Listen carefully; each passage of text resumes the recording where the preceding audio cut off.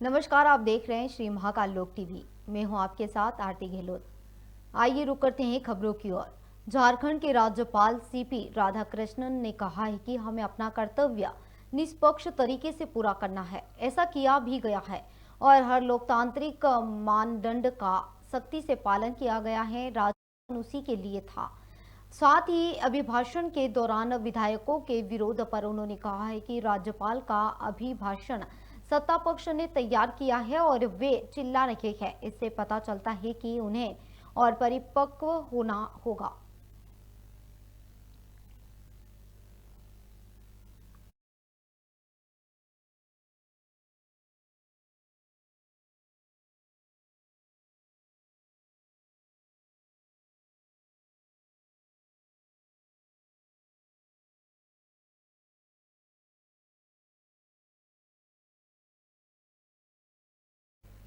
इधर उत्तर प्रदेश के मुख्यमंत्री योगी आदित्यनाथ ने प्रदेश के बजट को लेकर कहा है कि हम सब जानते हैं कि आस्था, अंत्योदय और अर्थव्यवस्थाओं को समर्पित हमारा बजट अब तक का प्रदेश का सबसे बड़ा बजट है। 7 लाख की सीमा को पार किया है। 2023-24 की तुलना में बजट में 6.7% की वृद्धि की गई है। यह बजट प्रदेश की अर्थव्यवस्था को विस्तार देने की डबल इंजन सरकार की जो प्रतिबद्धता है।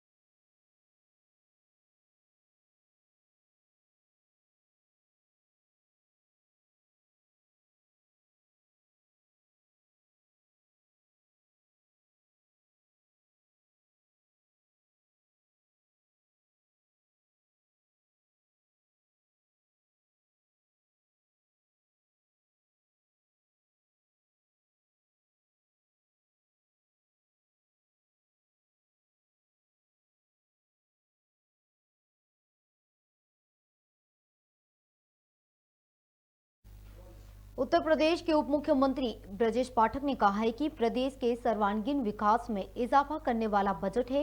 विपक्ष पूरी तरह से डिरेल है। उनको पता ही नहीं है कि उत्तर प्रदेश इंफ्रास्ट्रक्चर युवा कल्याण में नंबर 1 की तरफ बढ़ रहा है। गरीब कल्याण के माध्यम से हमने गरीबी रेखा के नीचे रह रहे लोगों के जीवन स्तर को ऊपर उठाने में कामयाबी हासिल की है।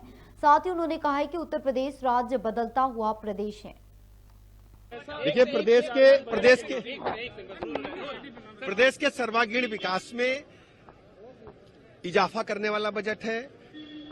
इंफ्रास्ट्रक्चर को मजबूती देगा, नौजवानों को मजबूती देगा, महिलाओं को, गरीबों को हर स्थिति में उत्तर प्रदेश राज्य को नंबर 1 पर ला रहा है। विपक्ष बुरी तरह से डिरेल्ड है। उनको पता ही नहीं कि उत्तर प्रदेश इंफ्रास्ट्रक्चर में नंबर 1 की तरफ बढ़ रहा है, युवा कल्याण में नंबर 1 पर बढ़ रहा है। गरीब कल्याण योजनाओं के माध्यम से हमने गरीबी की रेखा के नीचे रह रहे लोगों के जीवन स्तर को ऊपर उठाने में कामयाबी हासिल की है। महिलाओं के जीवन स्तर को ऊपर उठाने में कामयाबी हासिल की है। उत्तर प्रदेश राज्य आज बदलता हुआ प्रदेश है और नंबर 1 पर आने के लिए तेजी के साथ आगे। उत्तर प्रदेश विधानसभा का बजट पेश होने पर सभा प्रमुख अखिलेश यादव ने निशाना साधते हुए कहा कि डबल इंजन सरकार दिल्ली के 10 साल और यूपी के 7 साल का जवाब दे। दिल्ली में नेतृत्व परिवर्तन नहीं हुआ है और यूपी में भी वही सीएम है। वे सपने दिखा रहे हैं $1 ट्रिलियन की अर्थव्यवस्था। अगर ऐसा है तो नालियां और सड़कें क्यों नहीं बनाई जा रही है? किसानों की आय दोगुनी क्यों नहीं की जा रही है?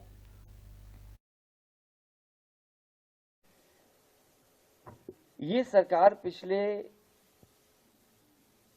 लगभग 7 साल तो यहां हो रहे यूपी में और दिल्ली के 10 साल। जो डबल इंजन की सरकार है, इसको हिसाब किताब देना चाहिए। दिल्ली के 10 साल और उत्तर प्रदेश के 7 साल। दिल्ली में भी कोई नेतृत्व नहीं बदला, वही का वही नेतृत्व है। और यूपी में भी कोई नेतृत्व नहीं बदला, वही के वही मुख्यमंत्री हैं। और उसके बाद दिल्ली और लखनऊ वाले मिलकर के बड़े बड़े सपने दिखा रहे हैं। कोई अगर $5 ट्रिलियन का सपना दिखा रहा है कि उनकी अर्थव्यवस्था हो जाएगी, उसकी नकल कर करके उत्तर प्रदेश की सरकार, बीजेपी के लोग सपना दिखा रहे हैं कि $1 ट्रिलियन की इकोनॉमी हो जाएगी। और अगर इतनी बड़ी इकोनॉमी होने जा रही है तो आज भी सड़कों पे गड्ढे क्यों हैं, नाले बन नहीं पाए हैं और हमारी नदियां अभी भी खराब हो रही हैं, नौकरी नहीं, रोजगार नहीं और किसान की आय दोगुनी नहीं। किसान अभी भी आर्थिक संकट से गुजर रहा है, उसकी किसी फसल की कीमत नहीं दे पा रहे हैं।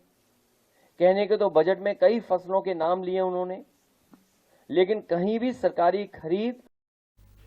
माध्यमिक शिक्षा मंडल की 10वीं हाई स्कूल की बोर्ड की परीक्षा आज से प्रारंभ हुई है। वहीं विद्यार्थियों की केंद्र के बाहर ही चेकिंग की गई। बोर्ड परीक्षा के जिले में 81 परीक्षा केंद्र निर्धारित किए गए हैं। थाने पर जमा बोर्ड पेपर के बक्से कलेक्टर प्रतिनिधि की उपस्थिति में निकालकर परीक्षा केंद्रों तक पहुंचाए गए हैं। वहीं केंद्र पर प्रतिनिधि की मौजूदगी में ही वितरण के लिए पेपर ओपन हुए। बता दें कि इस बार लोकसभा चुनाव की तैयारियों को देखते हुए हाई स्कूल हाई सेकेंडरी की बोर्ड परीक्षा 25 दिन पहले आयोजित की जा रही है।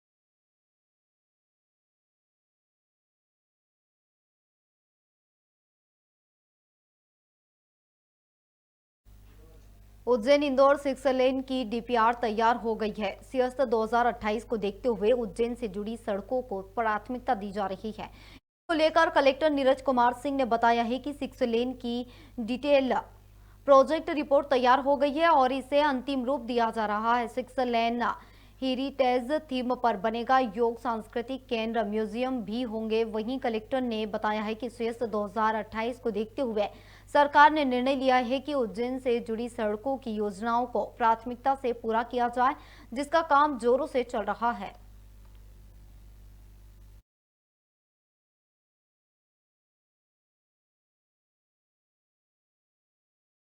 ये उज्जैन इंदौर मार्ग पे ट्रैफिक काफ़ी बढ़ता जा रहा है और वहाँ पर 6 लेन की आवश्यकता महसूस हुई है और आगे चल के सिंहस्थ के पॉइंट ऑफ व्यू से भी ये बहुत आवश्यक है। तो इसका पूरा ड्राइंग डिज़ाइन बनाई गई है, पूरा कार्रवाई इसमें आरडीसी की टीम लगी हुई है, वो कर रही है और शासन से विभिन्न डिज़ाइनों पे अप्रूवल के पश्चात इस पर भी पूरा कार्य प्रारंभ किया। उज्जैन जिले के नागदा तहसील क्षेत्र में एक सनसनीखेज हत्या का मामला सामने आया है। एक महिला ने प्रेमी के साथ मिलकर पति को मौत के घाट उतार दिया। बता रहा है कि महिला ने प्रेमी के साथ मिलकर पति को चाकू मारकर उसकी हत्या कर दी और फिर बाद में हत्या को दुर्घटना बताने के लिए शव को वाहन से कुचल दिया, जिसका खुलासा पोस्टमार्टम रिपोर्ट के बाद हुआ। फिलहाल मामले में पुलिस ने हत्या के आरोपी के 4 लोगों को गिरफ्तार किया है। 2 फरवरी की देर रात नागदा जावरा रोड पर एक डेड बॉडी की सूचना पुलिस को प्राप्त हुई थी। तो प्रथम दृष्टया हम लोगों ने मर्ग पंजीबद्ध करके डेड बॉडी का पीएम जब कराया था नेक्स्ट डे, पीएम में बॉडी में 2 स्टेबिंग वुंड्स पाए गए, चाकू घोंपने के निशान थे। उसके बाद पुलिस को संदेह हुआ कि घटना कुछ और है जो दिखाई जा रही है। टेक्निकल इंटेलिजेंस इकट्ठा किया गया, लोगों से पूछताछ की गई। जो भी घटना के पहले लोग संपर्क में थे मृतक के, उनसे बातचीत जब की गई तो कुछ संदेह पैदा हुआ। तो इस मामला प्रथम दृष्टया ये आया कि मृतक की जो पत्नी है उसने अपने पूर्व प्रेमी के साथ षड्यंत्र करके पूरी घटना को प्लानिंग किया है। शाहरुख, मुश्ताक और जितेंद्र, इन तीनों ने मृतक की पत्नी की प्लानिंग पर घटना को एग्जीक्यूशन दिया है। इन लोगों ने मृतक अकबर को गाड़ी में बिठाया अपनी ट्रक में और जावरा रोड पर ट्रक में ही घटना को अंजाम देने के बाद बॉडी को सड़क पर फेंका और ट्रक से कुचलकर निकल गए। मध्य प्रदेश के उज्जैन में व्यापार को बढ़ाने के लिए मुख्यमंत्री डॉक्टर मोहन यादव के निर्देश पर 1 मार्च को विक्रम व्यापार मेला, इन्वेस्टर समिट एवं विक्रम महोत्सव का आयोजन किया जाएगा। इस आयोजन की तैयारियां शुरू हो गई है। इसे लेकर अधिकारियों ने गाइडलाइन भी जारी की है। इस आयोजन में सेल होने वाले गैर परिवहन वाहनों और छोटे परिवहन वाहन पर रजिस्ट्रेशन शुल्क एवं रोड टैक्स में 50% की छूट दी जाएगी। यह व्यापार मेला 1 मार्च 2024 से शुरू होकर 9 अप्रैल तक चलेगा। आर्ष मालवी ने बताया है कि करीब 74 डीलर इस मेले में भाग ले रहे हैं।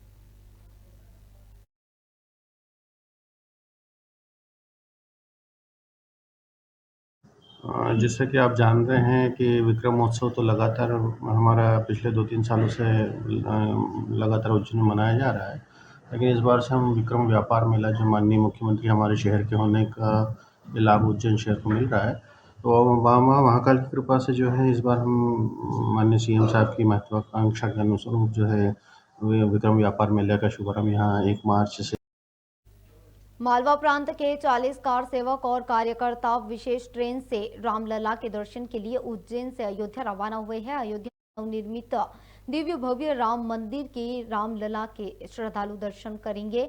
बता दें कि रेल मंत्रालय की ओर से श्रद्धालुओं को रामलला के दर्शन करने के लिए आस्था स्पेशल ट्रेन की विशेष व्यवस्था 4 दिन के लिए की गई है और इसमें मालवा प्रांत के 28 जिलों के राष्ट्रीय स्वयंसेवक संघ विश्व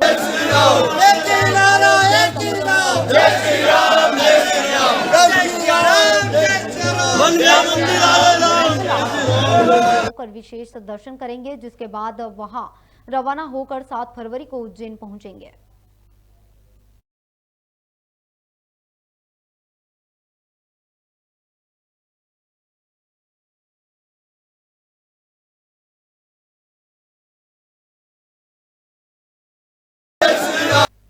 उज्जैन के रामघाट क्षेत्र में शिप्रा नदी में डूब रहे एक युवक को स्पेशल डिजास्टर इमरजेंसी फोर्स ने जवान ने बचाया है। बताया जा रहा है कि युवक नशे की हालत में शिप्रा नदी में नहाने उतरा था। नदी के बीच गहरे पानी में जाने के कारण वह डूब रहा था। वही नाव से युवक को नदी के किनारे लाया गया है।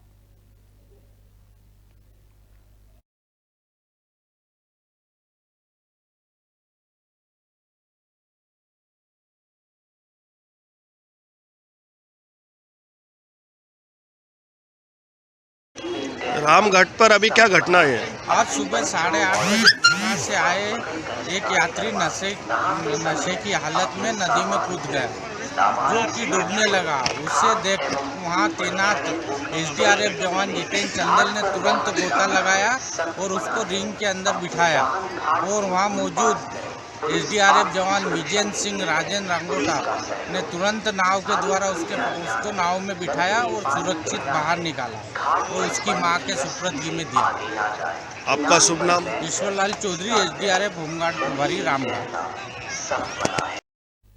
उज्जैन के कानीपुरा स्थित महास्तूप में धूम देशना का आयोजन किया गया है, जो हर साल फरवरी के पहले रविवार को आयोजित किया जाता है। समाज के अध्यक्ष रामदास जवादी ने बताया है कि इस कार्यक्रम के माध्यम से शासन और प्रशासन का ध्यान आकर्षित किया गया है। टेकरी का विकास किया जाएगा। बता दें कि कार्यक्रम के शुरुआत में राष्ट्रीय अध्यक्ष पाटिल ने ध्वजारोहण किया। इस कार्यक्रम में प्रदेश समेत जिले के भारी संख्या में समाज के लोग शामिल हुए हैं। इस दौरान लोगों ने कई प्रकार की परिस्थितियां दी। मैं चंद्रबुद्धि पाटिल, राष्ट्रीय अध्यक्ष एवं trustee the Buddhist society of India. ये बड़ी खुशी की बात है, दी Buddhist society of India Ujjain शाखा उज्जैन के तत्वाधान में और हमारी महिला मंडल जो बुद्धिस्ट सोसाइटी से जुड़ी हुई है, उनके सहयोग से यहाँ पर प्रतिवर्ष यहाँ पर ये मेले का आयोजन होता है। ये जो वैश्य टेकड़ी है, ये वैसे एक्चुअल टेकड़ी नहीं, ये स्तूपा है उस समय में बना हुआ, क्योंकि सम्राट अशोक जो यहाँ पे वायसराय थे, उन्होंने यहाँ का पुनरुत्थान किया था और तब से लेकिन जो आर्कोलॉजिकल डिपार्टमेंट है, आपको विदित होगा कि 100 मीटर के आसपास कोई निर्माण नहीं होना चाहिए था, लेकिन यहाँ पे ये पूरी खेती है, लोगों की खेती है। हमने शासन से मांग भी की है कि उनको मुआवजा देकर यहाँ पर ये पूरा सुरक्षित किया जाए, पूरा फेंसिंग किया जाए, ताकि उसमें जो क्षति ना हो, क्योंकि अगर उत्खनन करेंगे तो और भी सारी चीज़ें यहाँ पर निकलेगी। जैसे महिदपुर में जो अपना रखा हुआ है, बहुत सारा यहाँ का उत्खनन है। और बड़ी खुशी की बात है, बड़ी संख्या से संख्या में यहाँ पर भोपाल, इंदौर, उज्जैन, देवास और आजू बाजू के जो बौद्ध उपासक उपासिका भिक्षु संघ भी यहाँ पर आता है और अच्छा कार्यक्रम होता है। ये कि इसका महत्व है कि अगर ये होगा तो शासन तक ये हमारी बात पहुँचेगी और शासन उसमें, और मैं अपेक्षा करता हूँ कि अब उज्जैन के मुख्यमंत्री, माननीय मुख्यमंत्री बने हैं यादव साहब, तो वे इस और ध्यान देंगे और मुझे लगता है कि अगले वर्ष तक इसमें काफ़ी